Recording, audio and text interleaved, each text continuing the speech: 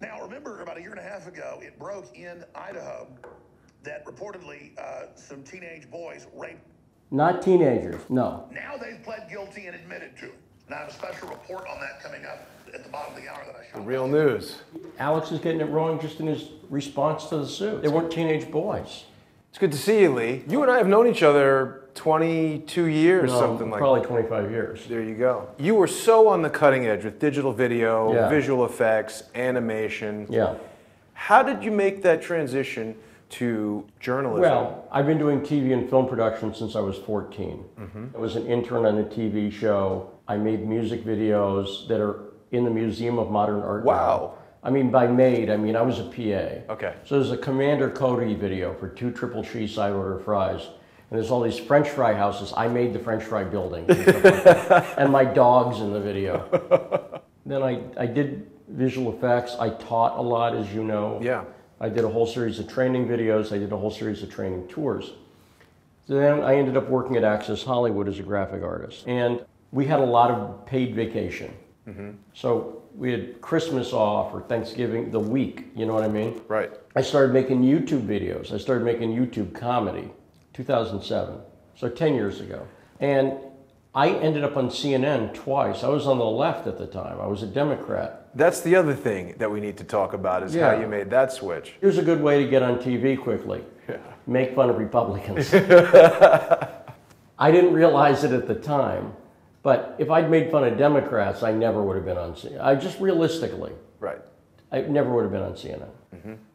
But I made fun of Republicans, boom, rocket ship to fame, There you go. Boom. So I was on CNN twice within a week. And the first video I did got like 35,000 views the first night, or 50,000 views the first night. And YouTube was like a year old. Wow. So part of it was experimenting to me. Part of it was let's try this YouTube thing. So I made and I did comedy. I did improv comedy in LA for 10 years. And then within 2 weeks, Time, Newsweek, Rolling Stone had all written about me. I was being called a genius. Make fun of Republicans.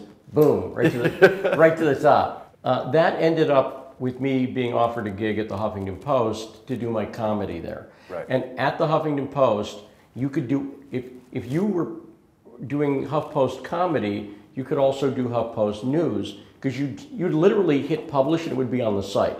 There was no editing. Wow. Yes. So the John Edwards story broke, where he'd been caught in the Beverly Hilton Hotel coming out of a room at 3 in the morning. And I heard an interesting definition of the difference between an amateur and a professional recently. There's a writer, Grant Cardone, and he said a professional can predict things. And so I thought about that. I had developed the ability to predict news events because I would say, this is where this is going to go, and it's where it would go. And I was invariably correct. I just played it through. I'm like, he's coming out of a hotel room at 3 in the morning. He hides in the bathroom from reporters. He calls the police to get him out of the bathroom. Wow. Now, how do I know that? Yeah. I call the Beverly Hills Police.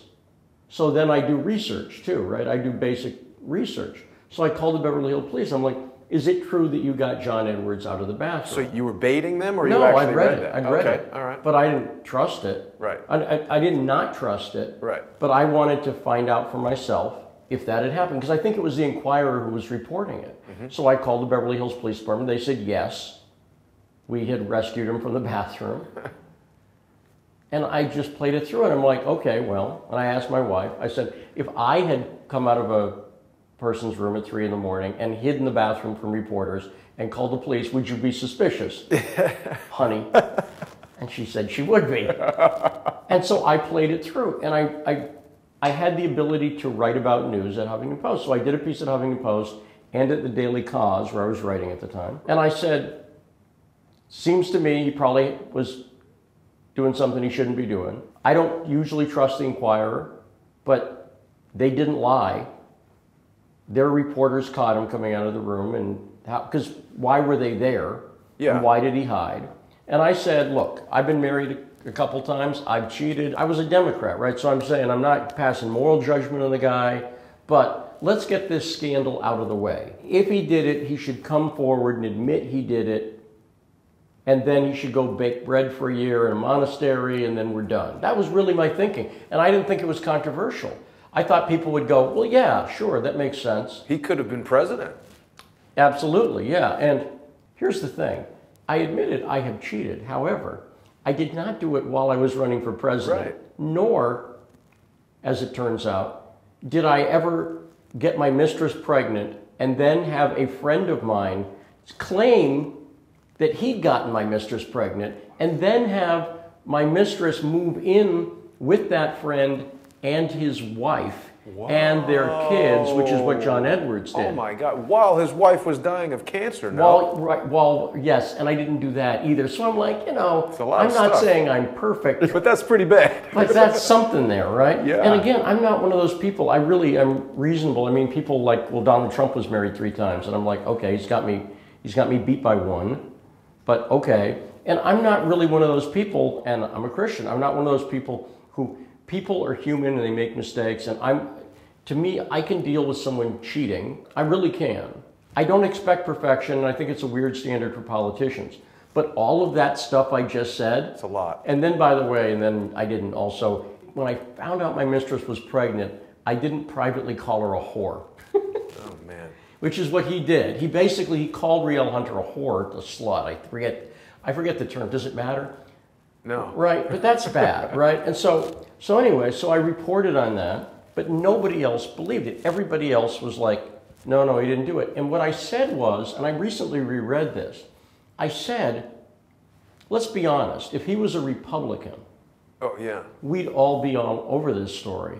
And we wouldn't say, well, it's the Inquirer, ignore it. So first off, the first principle was I didn't ignore the story because of the source, Right. which is a big principle of mine. I don't care who writes the story, I check the facts. Second, I ran down the facts. Third, I tried to think it through and I asked for simple fairness, okay? Which is, if we're gonna do this to a Republican, we should do this to a Democrat and vice versa. Right. If a Republican was caught coming out of a hotel room, every Democrat would have been on it. And I said, I don't see anybody on the left talking about it, and I'm just trying to be the voice of reason and non-hypocrisy. And very quickly, I got kicked off Daily Cause, banned for life. Wow. Now- But why? If you were accurate, why would they do that? Aha. Good question. Turns out that Marcos, the guy who runs Daily Cause, had a book coming out in a few months. But guess who wrote the foreword for the book? Maybe John Edwards. Close. Elizabeth Edwards. Oh, even worse. Right. Now, my conjecture is that that may have had something to do with the decision. I don't go down that way. Yeah. As House of Pain, the Irish American rap group, said, I ain't going out like no punk bitch. So they kicked me off Daily Cause, so I write about it. You see what I'm saying? They love that, I bet. I get fired from Breitbart for a story I'm correct on. I talk about it. Sure. Does that make sense? Yeah. I mean, journalism is a very difficult career. Laying down does not help you. So when I was kicked off for a story that I knew was correct, because I wasn't jumping ahead and forming 900 crazy conclusions, then that made me actually go, okay, screw you. So then I looked into it more, and I ended up breaking news on it. I ended up breaking stuff that nobody else had. But wait a second. Yeah. How did you get from the left at Huffington Post all the way to Breitbart? So I really like interviewing people. And I've interviewed Kevin Smith, the director, and Congressman Steve King, and Michelle Bachmann, and just a lot of people. At the time, Andrew Breitbart was completely controversial. He couldn't get on Fox News. It was the time of the Shirley Sherrod incident. So anyway, I found out somebody I knew Andrew. I called Andrew. I said, I'd like to interview you. I found out that the Huffington Post was Andrew's idea, that he knew Ariana, he knew Roy Sekoff, who was the editor at the time. And I was like, okay, this guy's interesting to me. But I wasn't inclined to like him. And then when we talked, I really liked him. I just liked him personally. So he had 4 kids. I had kids who were similar age, and blah, blah, blah, blah, blah. And I really liked the guy, and he was working on this story, which is the Pigford Black Farmers scandal, which the 30-second version was black farmers who said that they were treated unfairly by the USDA, had settled with the government, But right before the settlement was approved by a judge, the lawyers decided, rather than give these 600 farmers $500,000 each, which would let them do something. $500,000 will let you buy some more land or whatever. They said, let's open this up so that if you claimed you'd attempted to farm, you can get an automatic payment of $50,000.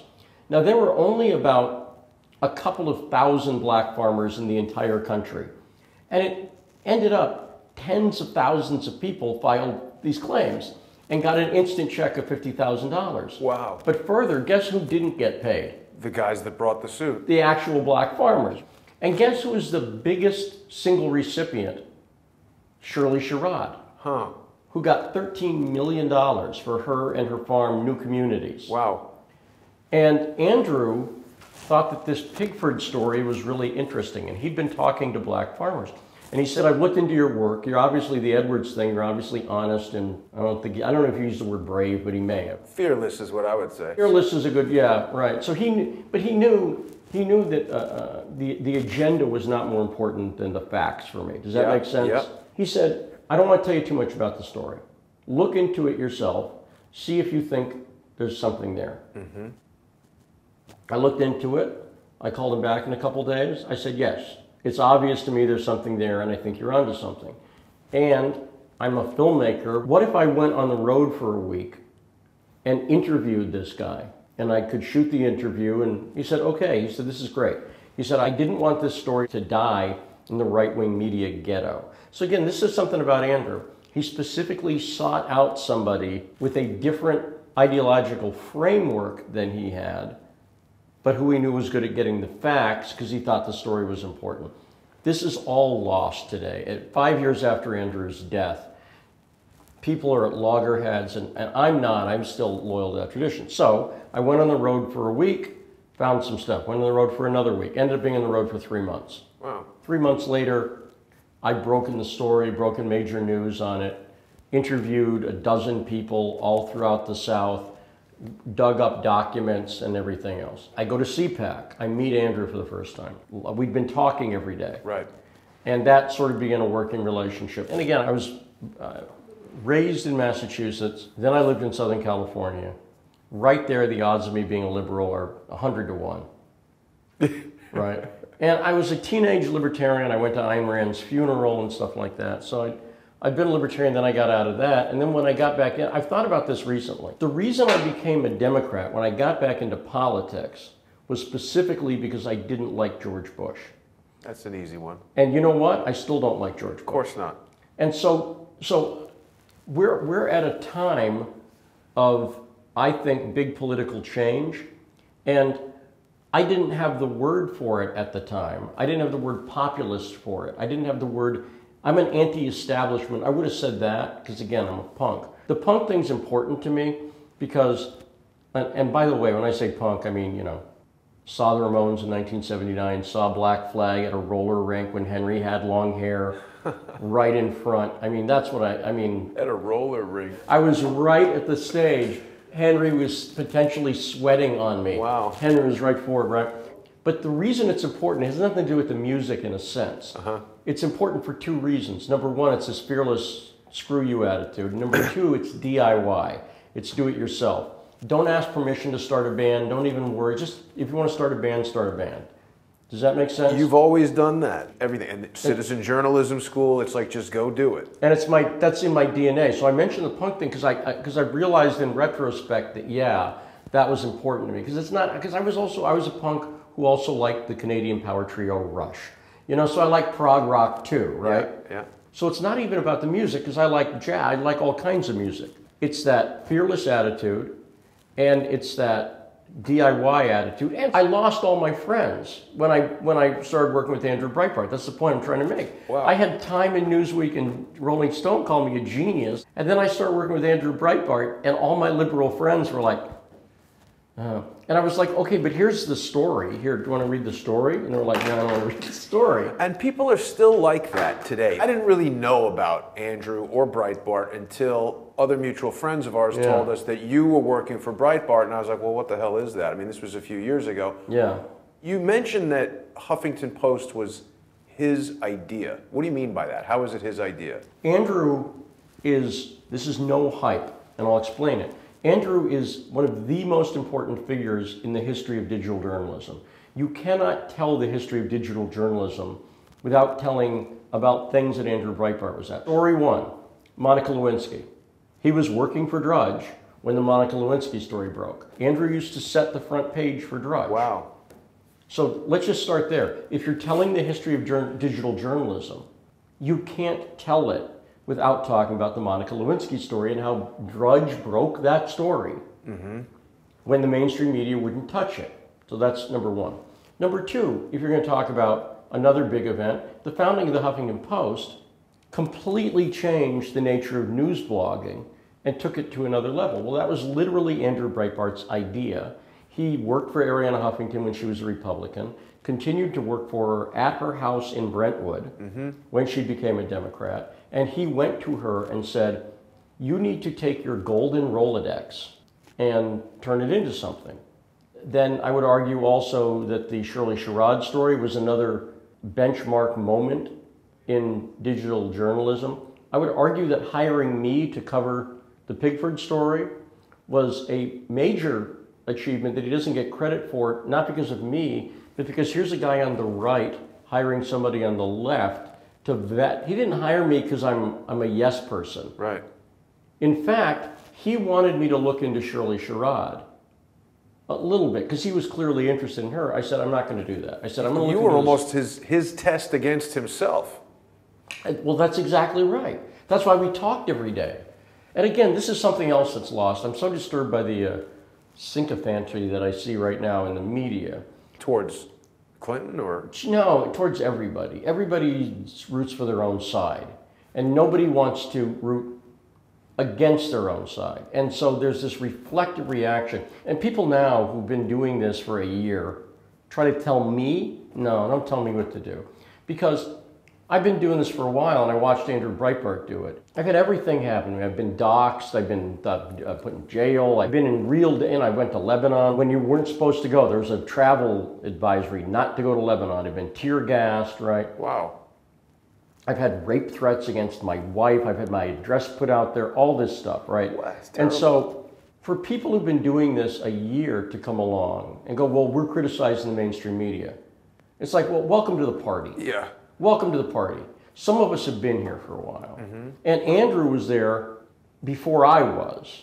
And Andrew, of course, had a whole, Andrew took a lot of arrows too. So just to circle back to finish the story. So I met Andrew, I lost all my friends on the left. Now, after Andrew died, a year later, the New York Times said I'm working on the story. I said, I'll give you everything. Because I'd already planted my flag in the story. Yeah. So I'm very, well, you know me. I don't believe in proprietary. Yeah. Like, I'll keep my technique secret. I don't keep my technique secret. I've never, you know me, I've never been that. And the reason why is because my trick is not the techniques. It's that tenacity. I do the work. Yeah, I do the work and I don't give up. So I want more good journalism. Right now, I want more good journalism. I don't have any secrets, and it bugs me, and I'm really passionate about it because that's what I want. I want more good journalism. So anyway, the New York Times did a front page above the fold story on the Pigford scandal and confirmed everything that Andrew and I had been reporting. So all of the hits that we took, I was called a racist immediately by Media Matters, by Eric Boehlert. Why would they say that though? You're because that's what the left does. Defending the I've farmers. subsequently learned that's what the left does. Just immediately call you a racist. They're dishonest liars. Unfortunately, they're dishonest liars. As critical as I am of people on the right sometimes, the left is far worse, and the left media is far worse. And that's, again, why when people come and try to lecture me on like, well, you don't understand how the media works, I'm like, who are you? That's like just the way I feel at this point. It's like, who are you? Where were you 5 years ago? Where were you? Were you 20 years ago when you were 20? Yeah. You know, I mean, everything everybody's doing now with digital media. I mean, it's taken for granted now. Well, but you also remember this too, because you were around. So when I published Video Toaster User, and then I had a column at the back of the magazine, I was talking about the media. Remember?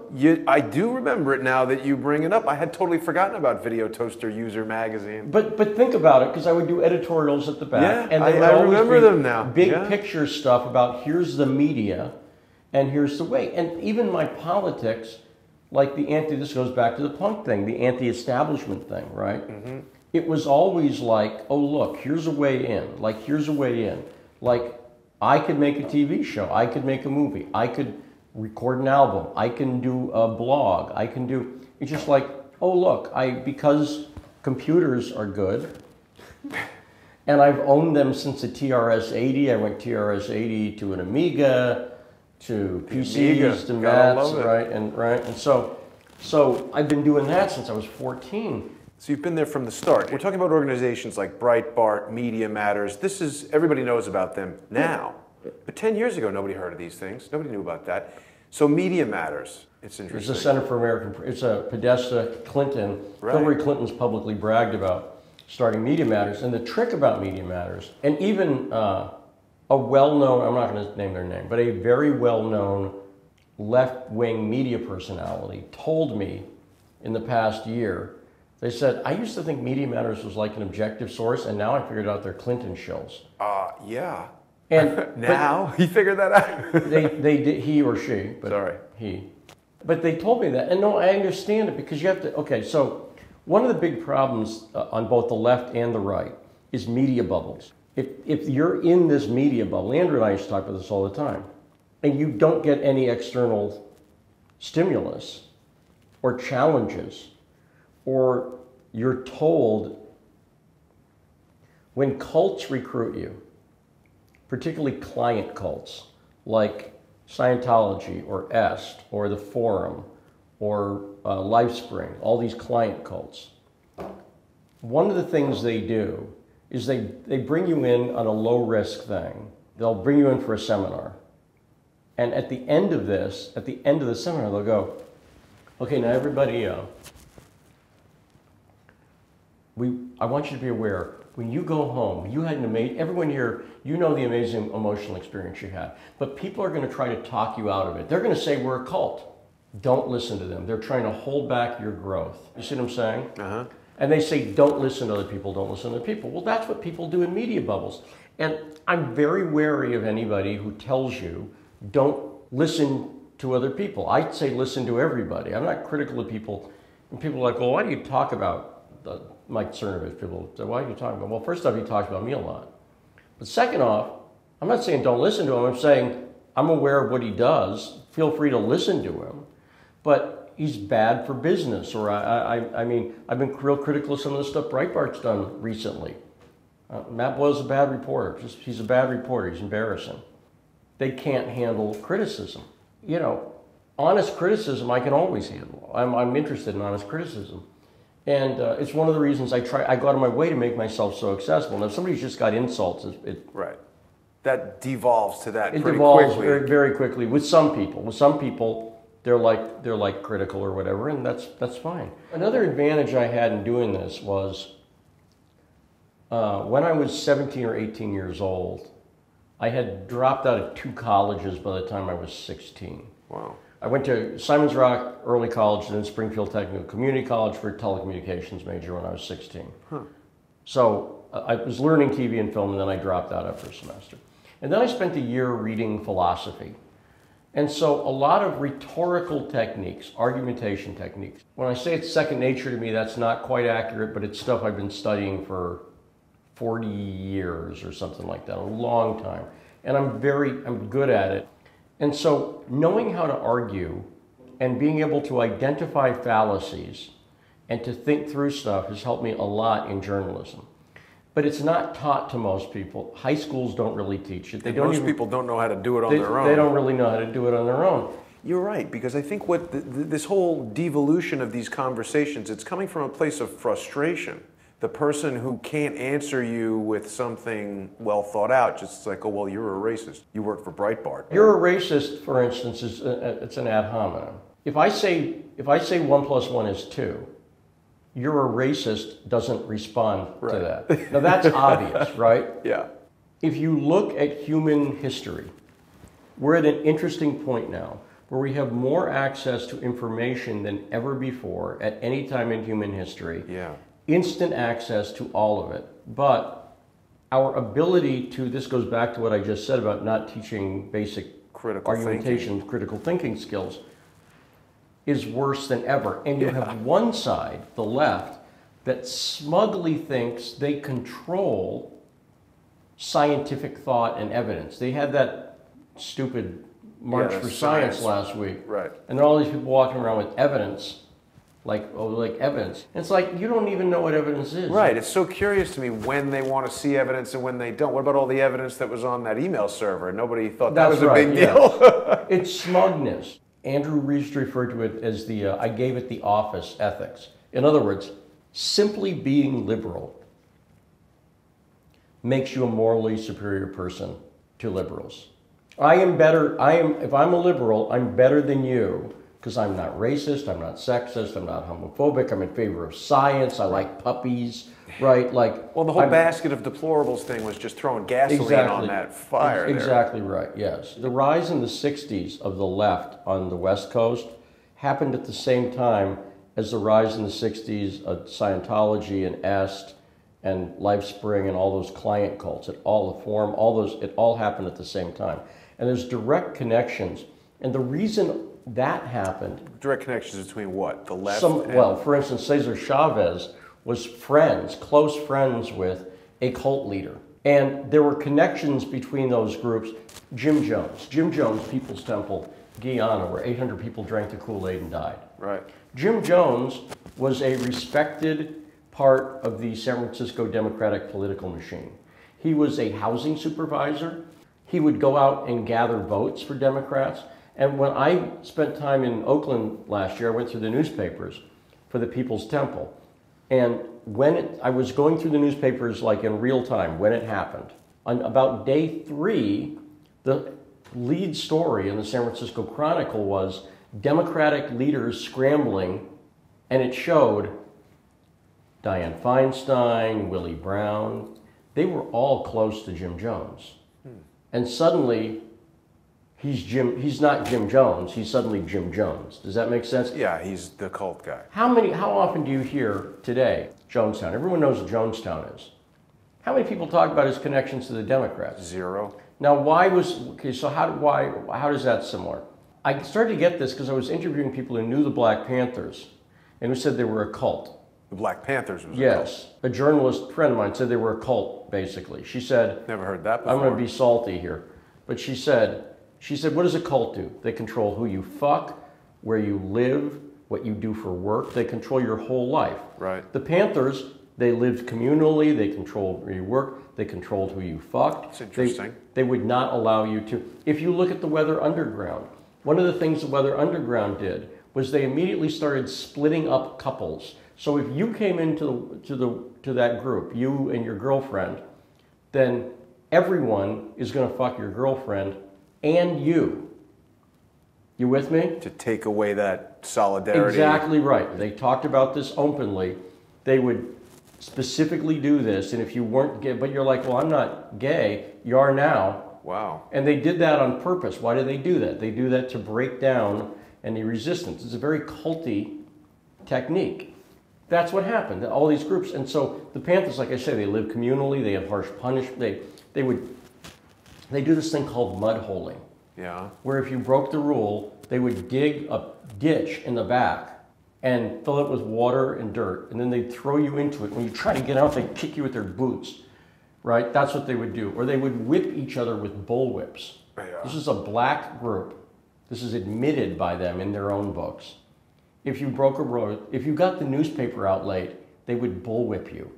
Now, psychologically, when you're black and you're being bullwhipped, that's to fuck with your mind. That's the right. That's the reason you do it. Degrading. And so when you look into these groups and the techniques that they used explicitly, right. And then you find out that Huey Newton was friends with cult leaders, and that Cesar Chavez was friends with cult leaders, and all these Democrats, and all of these groups took people who'd moved to the West Coast, who were rootless. Mm-hmm. Picture this: you're in New York in the 60s, or you're in Ohio or West Virginia. You move to LA, you move to San Francisco, you're free. Yep. And there's drugs, and there's people are dressed less because the weather's nice. Yep. And you're in a hot tub, and you're smoking weed, and you're drinking wine, and stuff happens, right? Yeah. And blah, blah, blah. And you've got that. Now you create people who are rootless, and their family's not there. Their family's back in Ohio. Their family's back in West Virginia or New York, right? So who's seeing it? So those people end up developing a craving for a family, which is why the Manson family, that's why, you see what I'm saying? In Jonestown, it was your family. So they create these fake familial units to appeal to people. And there's a reason that whole thing, those groups all knew each other and dealt with each other. So it's a very interesting phenomenon that I think has created a cult-like atmosphere on the left. And the way they do it is they say, we're good. We want a better world. Come join Jonestown. Jonestown's a racially diverse, because it was. There was black people, the People's Temple. There's your giveaway for the leftism, by the way. The People's Temple, he meant that in a Marxist way. Right. If you get people to get into that group, right, you don't say to them, hey, we're going to whip you and tell you who you can fuck. And that's not appealing, yeah. That's not appealing. It's like, we want freedom and justice. This is exactly what the left does. As soon as you go outside the ring a little bit, boom. I mean, I can tell you over and over and over again, people who were on the left, and if you try to stray off that reservation a little bit, they just put you down. Well, that's very culty. And by the way, this is what bothers me about the stuff I'm seeing now with people on the right. Mm-hmm. It's people who've learned these techniques, right, and now try to apply them. So they want to shut down. I've called it the cult right, and it bothers me. And then I see the fanaticism that the people get on this stuff, where if I question a story, they don't go, well, here's some evidence. They go like, so if you question Pizzagate, you must be a pedophile. Yeah, they rely on their emotional response rather than saying, well, wait a minute, here's a fact that you didn't know about. People pushing that story actually are promoting it. They actually promote it. So when I question the facts in a story, and I'm okay with people agreeing to disagree, I'm okay with people going like, okay, I guess we don't agree on that. I still think there's something here you don't. That's fine. But when you fall back quickly on ad hominems, it's just, I'm old enough now where I just see it and it bothers me. So, see, this goes back to the media stuff I was talking about 25 years ago. Right. I was always in favor of, you can be your own news. Yeah. Right? And I'm okay with there being more bad news, but people, even the alt-right, I'm a freedom of speech person. So I'm okay with people talking about that, but I don't agree with it. And Daily Stormer wrote something because I said I'm opposed to racism. And I explained why I'm opposed to racism. I'm not a collectivist, I'm an individualist. You had said that you are going to be making a documentary about George Soros. What's going on with George Soros? Well, George Soros is clearly important, and we're doing a segment about what he's doing in Macedonia, and he's a big funder of the left.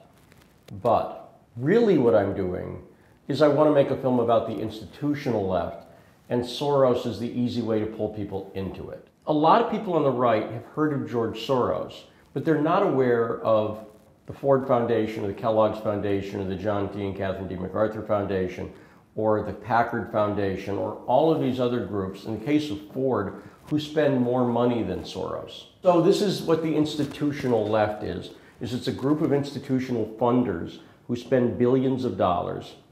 And this explains the kabuki theater that we see in the media. It's much more than fake news, okay? So for instance, let's say you're flipping through and you see, on YouTube, you see a report on Democracy Now! And on Democracy Now! They've got a professor talking about a protest that happened that was a Black Lives Matter protest that 20 people were arrested at when the Black Bloc started breaking windows. And the professor is explaining to you the significance of this uprising and this resistance. Now, what you don't know is that the protesters were organized by a union who's funded by, let's say, Soros. The lawyers who were at the protest, making sure the cops are backed off, were funded by Soros. The protest organizers are paid by community organizing groups who are funded by Soros. This is all Saul Alinsky stuff. Well, this is all, but this is the institution. So now we got unions, we got lawyers, we got protesters. Some of the protesters were paid, but the organizers were also paid. Right. That the professor who's explaining it to you was paid by a grant from the group, and that the show that you're watching is funded by the same group. Right. So literally, every aspect of it is kabuki theater that's all puppet mastered by this group. Does that make sense? Yeah. But what you think when you're watching is, wow, these people are upset and they hate Trump. It's good television. What you don't know, and what the people involved don't even know, is that the people funding it are really rich. And they're using this whole thing to keep themselves really rich. They have a tremendous amount of money. They like cocktail parties. They live very well. This is the Clinton foundations and the Open Societies foundations and these groups. And by the way, they also fund the politician through a PAC that's going to be on the same show and talking about a political response, whether it's Cory Booker or whatever, right? So what I'm saying is, what you see on TV is often completely puppet mastered by these groups of institutional people. Now, Soros is one of them, and he's a major one. Yeah. But he's not the only one. By the way, maybe there are some teachers involved, and they got their students to go out, their high school students even. We've seen this. And they were... College students for sure. College students for sure, right? And so the institutional left is this group of organizations, labor, academia, media, legal, community organizing, et cetera, all funded by this set of institutional funders who spend billions and billions of dollars to create the illusion of political consensus for their crappy ideas that all has the net result of keeping poor people down, keeping middle-class people docile, and keeping super wealthy globalists super wealthy. And none of it's conjecture. The biggest news story in the world is how much the news that most people know and take for granted is wrong. Yeah. This goes back to the Edwards story that I covered at first. This goes back to almost every story I've covered. That's why I say when people are like, oh, well, you don't know about the media, it's like, okay, I do. What people know and they take for granted is usually wrong. Yeah. What they know about the Steubenville story or the Syria story or the Russia story, they don't know this. And that's why I'm so obsessive about trying to get facts right. So when I say the biggest story is the Matrix, the biggest story is that most people don't know the actual story on news. We started to see behind that curtain with the whole, when they start talking about fake news. And this goes back to what we learned in the direction. So now we've got a situation where people they realize that what they're getting is not right. That's very troubling for a lot of people. And A lot of people tell me, I don't know what's real, what's not That's real. exactly right. There's a real psychological... Yes, and that's what bothers me so much about these people on the right. Right. A lot of people, like I say, I've been critical of Breitbart, I've been critical of Cernovich, I've been critical of Alex Jones, and I think these are all sources people should look at. But I think also people on the right should hold them accountable and go, hey, Mike, you got that wrong. Hey, Breitbart, why are you promoting Ivanka Trump? Hey, Alex, you're getting this stuff wrong on InfoWars. The flip side of that is audiences have a responsibility to the media to hold them accountable. Right. Steve Bannon said that at CPAC. You need to hold us accountable. So when I see people going along going, well, whatever Trump wants to do is okay with me, Yeah, it's not I'm like, good. you've abdicated your responsibility. And people need to do that with the media, and I don't know how else to say it. So if we were up on the roof of the Citizen Journalism School building here, that's what I call it. And it's a beautiful view up there, right? Yeah. And I saw you backing up towards the end of the roof, right? You're backing up, you're backing up. I'm not being supportive if I go, well, you know, Jason has his way of walking. I have my way of walking. Oh, look, he fell off the building. You're supportive if you go, hey, dude, stop. You're backing up. And quite frankly, if we were drunk up there and you're running around, it might be my responsibility to do something. And if you were really going nuts, to call somebody and go, this like, boom. Need some help. So you've got a response. By the way, this is what happened right before we did the interview. I think you've got a responsibility to. I'm loyal to what Andrew Breitbart stood for. I'm loyal to what Donald Trump stood for. And that means to me, sometimes if I've got to be the guy to go, hey, we're off track here. You recently did a really good interview with Ray McGovern about a question that he had asked to Michael Flynn. Yeah. And I think it's been buried. Not your interview, but I'm saying this whole Michael Flynn issue, they just basically say, oh, he's having dinner with Putin, he works for the Russians, no good. Yeah, it has been buried. Talk a little bit about the loss of Michael Flynn and how that's impacted the Trump presidency and where we're going to go in the future as a basis. Well, in retrospect, because we didn't know at the time about the rising power of Ivanka Trump and Jared Kushner and Gary Cohn and Dina Powell. Right. We didn't know about that at the time. Getting rid of Flynn and putting McMaster in there has been a disaster foreign policy-wise for the Trump administration. And the thing people don't know, and they should really go watch it for themselves, is watch what Flynn said in Russia. Because what he said in Russia was against terrorism. And if you listen to the interviewer, the Russian propaganda interviewer from RT, the horrible Russian propaganda interviewer. Have you watched the interview? Very good journalist. You find yourself going, wait, why isn't our media? Absolutely.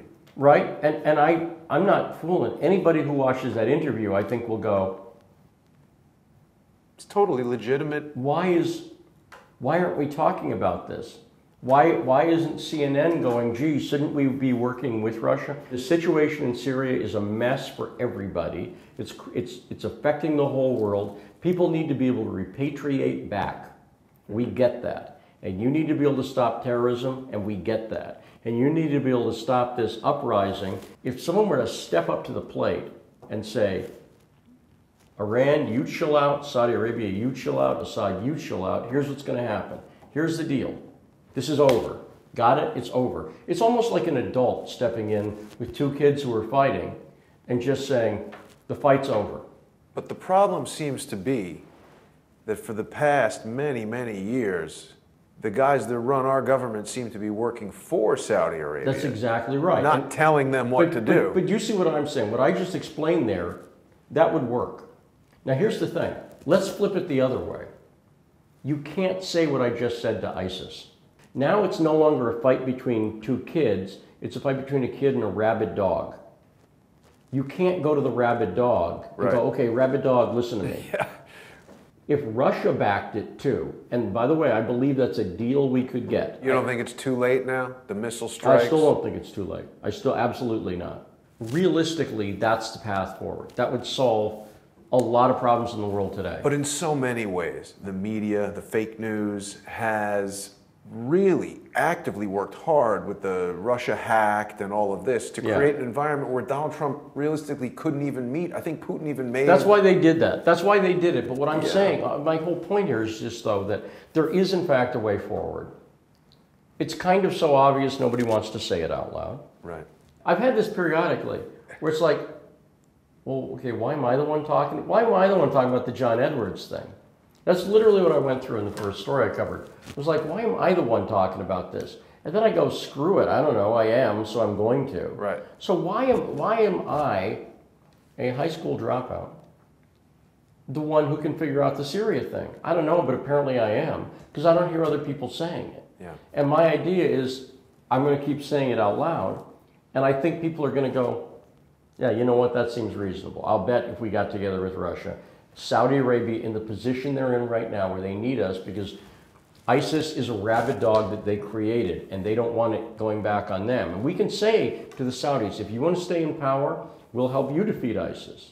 Everyone needs to chill out on this stuff. And we could bring Israel, we could easily, Trump could do it and go, we're going to chill out on this stuff, right? But part of the issue is the big people who make money. And I talked about Genie Oil, which anybody can look up. Genie Oil is the company that has drilling rights to the Golan Heights, which is between Israel and Syria. And this is the other reason, like I say, that I oppose racism and anti-Semitism, is because a lot of these situations are complex, and as soon as I hear people get overly simple on stuff, like Israel, what's the right thing in Israel? And the answer is it's complex. Israel is not, a lot of people on the right like to go, Israel's awesome. Yeah, yes, they are, but it's complex. Yeah. They're certainly better than most of the other countries in the Middle East that I can think of. But we're not Israel. The United States is not, in fact, Israel. And Israel's got a second set of, it's got its own priorities. And there is a rights issue in Golan Heights or whatever between them and Syria. And frankly, imagine if the United States got together on that and said, hi, we might end up splitting the baby down the middle here. And you guys, but you know what? You'd rather have 50% of something than 100% of nothing. And right now, 50% of a baby is a dead baby. Well, but you know what? But on something like the Golan Heights, that might be the well, right. But look, that was a negotiating tactic. If you read the Bible story, that was a negotiating tactic. And my point is, I don't even see anybody reasonably trying to negotiate these things, right? So reasonably negotiating things means being realistic about Israel. It means being realistic that Kushner, not because he's Jewish, Bibi Netanyahu has slept at Kushner's house. He made the comment. Why talk about it? Well, because it's obvious. It's been in the thing. It was announced before. Kushner was... So what I'm saying is we don't just have a situation where it's like Kushner, Kushner is a Jew. It's like, okay, well, whatever. That's not my point. My point is, I know plenty of Jews who didn't have Bibi sleep at their house. Right. Yeah. In fact, most Jews I know... Right, have not. Andrew Breitbart met Netanyahu, never slept at his house, and Andrew never urged missiles being fired into Syria. Was Andrew Jewish? Yeah. And most people think Breitbart is a bunch of Nazis. No, I know, it's crazy. Really and Larry crazy. Soloffer runs is Jewish, and Joel Pollack is Orthodox, and Ben Shapiro, when he worked at the company, was Orthodox. And so we have people who don't work on Saturday in the news business, because they don't, because they keep the Sabbath. They don't, they're serious, you know what I mean? Pretty strange how far the truth is from what oh my God, and Steve people Bannon actually started understand. the Israel Bureau, the Jerusalem Bureau. Huh. And Aaron Klein, I could just go down the list. The management, a lot of the management of Breitbart's Jewish. But like I say, he didn't launch missiles and Bibi didn't sleep at his house. And so it's not guilt by association. It's just like, well, let's be realistic about this. Kushner's got a unique relationship with Netanyahu. That's unique. That's it's unprecedented in American politics. Relationship. So we've sort of got like the president-in-law. Yeah. Listen, Lee, there's no end to what we could discuss here, but I really appreciate the time. Yeah, and, you bet. I'll see you soon. You bet. Love Thanks you, man. very much. Yeah, of course.